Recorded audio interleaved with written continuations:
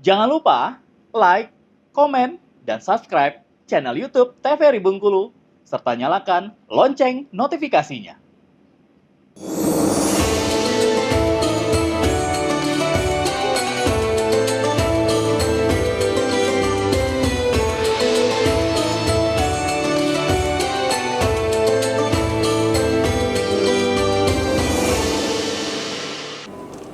Ya, terima kasih pemirsa masih setia bersama kami di Mutiara Kolbu. Kita masih membahas mengenai keutamaan bulan Zulhijjah bersama dengan Ustadz Ikhwan Nasution dan ibu-ibu dari Majelis Taklim An-Naba dan Majelis Taklim As-Salam Kelurahan Surabaya. Ya, ibu-ibu masih ada yang ingin bertanya, Bu?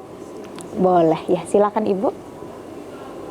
Assalamualaikum warahmatullahi wabarakatuh. Waalaikumsalam. Kenalkan Pak Ustadz, nama saya Bu Nur dari Majelis Taklim An-Naba. Izin bertanya Pak Ustadz, yang ingin saya tanyakan masalah kurban ini Pak Ustadz. Nah, katanya kalau orang yang mau kurban itu sebelum kurban harus tidak memotong kuku sama rambut.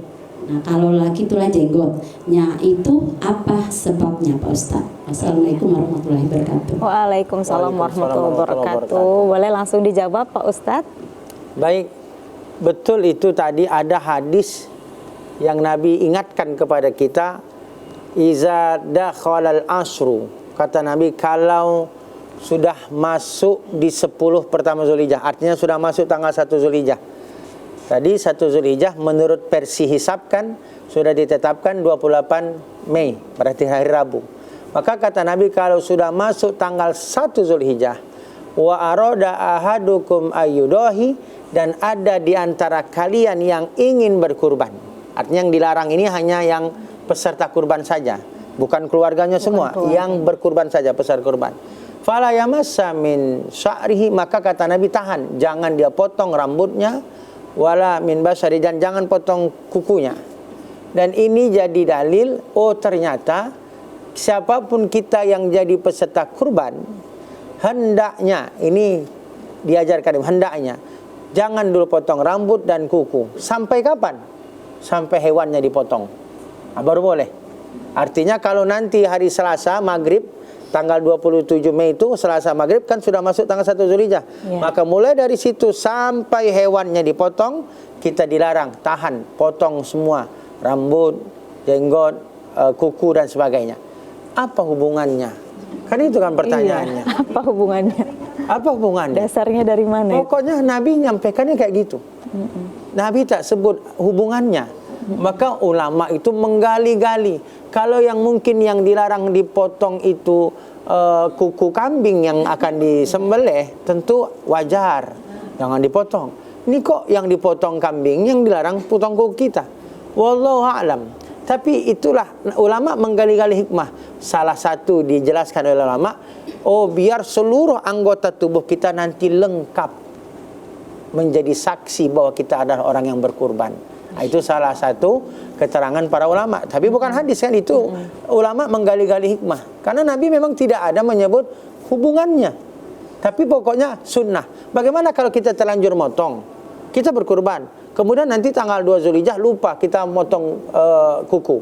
Maka memang tidak sampai haram, tidak sampai berdosa, cuman sampai makruh saja, makruh litanzi, dia dibenci, tapi tidak sampai berdosa. Artinya kalau ingin memang motong, potonglah sebelum masuk tanggal 1 Zulhijjah. Sampai nanti tahan diri kita, walaupun mungkin risih kita kan, oh kuku aku sudah panjang, karena udah 10 hari kan, sudah 10 hari lebih, maka tahan aja. Inilah menjaga sunnah, inilah belajar kita menghidupkan sunnah Nabi, dan itulah bagian dari ujiannya. Dan itulah diantara tadi jelaskan ulama, agar semua anggota tubuh kita ikut menjadi saksi nanti pada hari kiamat kalau kita itu berkurban. Maka jangan ada yang dipotong. Begitu Mbak. Iya, luar biasa ya Pak Ustadz. Berarti seluruh anggota tubuh kita dapat bersaksi atas kebaikan kita Pak Ustadz. Ya, sudah jelas Bu. Iya, ada lagi Bu yang ingin bertanya? Ya, silakan. Boleh, banyak-banyak nggak apa-apa Bu. Ya, Assalamualaikum warahmatullahi wabarakatuh. Waalaikumsalam warahmatullahi wabarakatuh. Saya Ibu Deski dari Majelis Taklim An-Naba.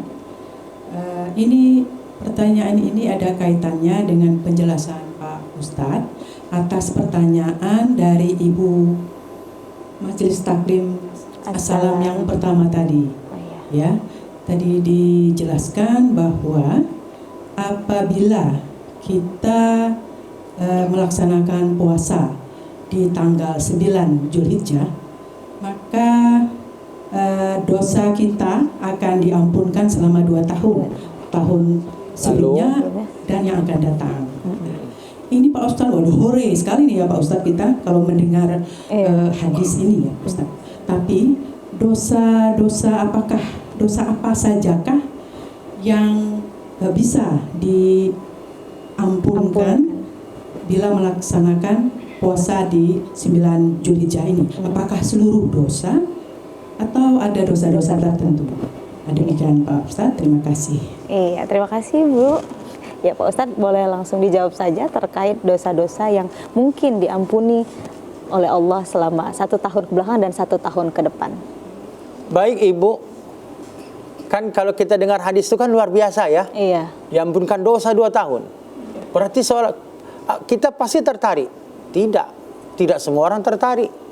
Kita ambil contoh Ramadan. Ramadan itu Ibu, malam ada 1 malam yang disebut Lailatul Qadar, beramal di malamnya lebih baik dari 1000 bulan. Adakah semua kita menghidupkan malam Qadar? Hanya segelintir kan? Ramadan kalau kita puasa, man shoma ramadhana imanan wa ihtisaban, ghufira lahu ma taqaddama min dzambi. Siapa puasa Ramadan iman karena Allah, mengharap ridha Allah, diampunkan dosanya setahun lalu. Pertanyaannya, apakah semua orang beriman puasa? Justru kita banyak lihat di jalan banyak yang tak puasa. Maka kenapa hadis itu keutamaannya luar biasa? Ditawarkan Nabi. Itulah panggilan orang beriman. Maka orang beriman itu menjadi motivasi untuk melakukan amal. Nah, bagaimana tak beriman? Mau diampuni dosa 100 tahun pun dia tak akan mau melakukan. Nah, kenapa puasa sunnah Arafah itu begitu hebat keistimewaannya? Bahkan amal-amal lain yang sunnah tuh, kenapa selalu disebut pahalanya? Itu untuk memotivasi kita untuk mengerjakan. Tapi masalahnya tidak semua orang tertarik. Contoh sholat sunat Ibu. Sholat sunat sebelum subuh, apa pahalanya?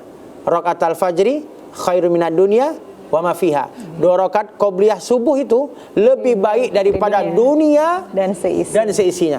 Pertanyaannya, kalau kita kan tahu, lebih baik daripada dunia dan isinya, cuma 2 rakaat. Apakah semua orang mengerjakan? Tentu tidak, hanya sedikit orang mengerjakan. Artinya, kenapa Nabi memberikan hadis-hadis keutamaan dari amal itu? Untuk motivasi kita, semangat kita orang beriman, agar kita terpanggil dan bersungguh-sungguh beriman. Nah, apakah semua dosa diampuni? Maka jenis dosa itu ada 2. Ada dosa kepada Allah, ada dosa kepada manusia. Dosa kepada Allah itu dibagi lagi, ada dosa kecil, ada dosa besar. Nah, yang maksud diampuni itu apa? Dosa-dosa kecil yang berhubungan kita kepada Allah. Ini yang akan diampuni. Bagaimana dosa besar? Allah ampuni, tapi ditambah dengan bertobat kita kepada Allah. Tobat itu ada 4 rukunnya. 1, menyesal, sudah terlanjur berbuat dosa besar. Yang kedua, berjanji tidak akan lagi mengulang itu dosa. Yang ketiga, memperbanyak istighfar. Perbanyak istighfar. Astaghfirullah boleh, astaghfirullah wa atubu ilaih boleh, la ilaha illa anta subhanaka inni kuntu minaz zalimin boleh. Pokoknya banyak istighfar. Yang keempat, ganti dosa yang terlanjur itu dengan memperbanyak amalan-amalan sunnah. Karena setiap amalan soleh, amal sunnah yang kita kerjakan, Allah pastikan menghapus dosa kita. Innal hasanat yuzhibnas sayiat. Sungguh kebaikan amal-amal yang kita kerjakan, dipastikan Allah menghapus dosa yang terlanjur kita lakukan. Nah, jadi itu kalau berhubungan dengan dosa besar kepada Allah.